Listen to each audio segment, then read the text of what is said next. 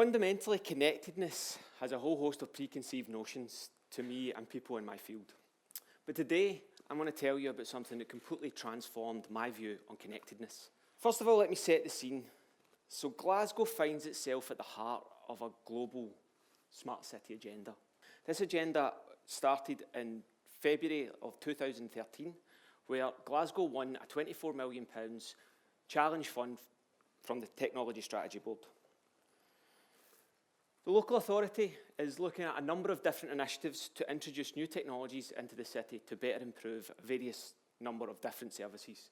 They've got a new operations centre, which is aimed to design new efficiency measures into the way in which the city works and the way in which you experience the city. They've got apps and services to communicate and connect with the various citizens in the city itself, as well as a host of new infrastructure projects, including CCTV cameras, lighting columns, a whole range of infrastructure improvements. These types of infrastructure improvements are happening globally around the world. There is a whole host of cities that are part of this agenda. From New York to Singapore, this is truly an event that is going to transform the way in which we interact in cities. Some of you may recognise this map. This is a map of Manhattan, but it's a slightly different map of Manhattan. And if we zoom in, we'll see that there's a number of points on this map. And this is Wi-Fi access points collected by some of the users that we have using Wi-Fi for Fun. Every single point here is a Wi-Fi hotspot in Manhattan. This illustrates our desire to connect to other people. It's quite overwhelming, and this is actually a new piece of mapping that we've done, and it really has changed the way in which I have seen people connect. But typically, the way I used to think about connectedness was around mobile applications, social media, or internet connectivity. That's what connectedness meant to me until one day at the end of last year, where things changed a little. Because I started to realise that these are the what that we connect through, not the why we connect. That is what's important. And the day started at this place, Glasgow Print Studio. As a software engineer, this is a little bit of a strange environment to take yourself to. But I decided I wanted to learn a new way in which to communicate with people. And screen printing was one of those ways that I thought would challenge myself, take me out of my comfort zone, and give me a new language in which to talk to people. And the day started with this woman, Roz.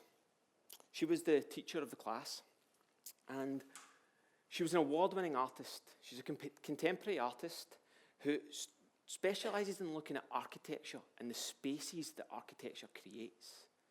For me, abstract art had never been something that I'd really, truly appreciated, but she started to explain it to me and took me through one of her notebooks. Going through her notebook, she taught me about how she frames the world, and she looks at it in terms of its tone and the layers in which that tone creates.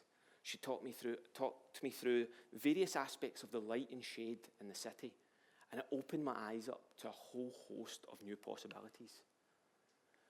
I stopped seeing the city that I lived in as somewhere that might be less beautiful than other cities, and started to see the real character that lived here. I started to see the texture, the layers in which I'd been missing from everything that I'd seen so far. I started to take some photographs, and this photograph was taken across the street from the print studio. In an alleyway, I'm a little bit of an imposter. I'm not a photographer like some of the guys here. So I hid away and I took this photograph. But I shared it on Flickr, and it opened up a communication channel that I had never even thought was possible. And I met John. He was another key actor in this day. John is a Scotsman who's travelled the world. He now resides in Tennessee, a keen photographer. He saw the photograph and it brought him back to his memories of Glasgow.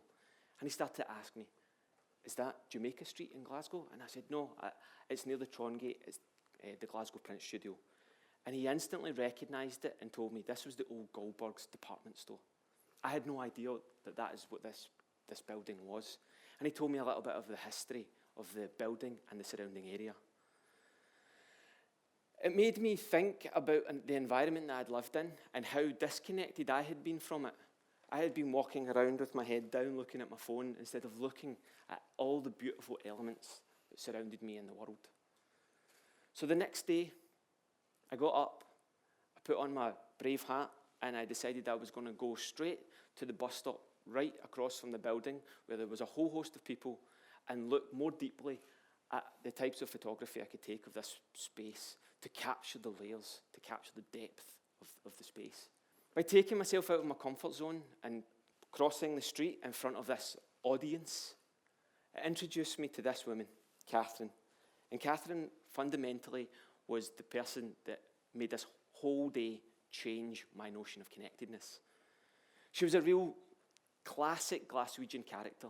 She was full of joy. She was in her late 60s. She had so much joy for life. She told me about her passion for watching television and listening to music. And she started to talk about the environment and asked me why I was taking photographs of a demolition site. And I told her a little bit about the tone and the experiences I'd been having. And she started to tell me more about the environment. The local bingo hall that connected her to her and her community had been taken away from that space as well, had been turned into a pound shop. And you think to yourself, actually, that was such a meaningful place, and it had been trivialised, and had taken away something that made Glasgow a special place for her to come in.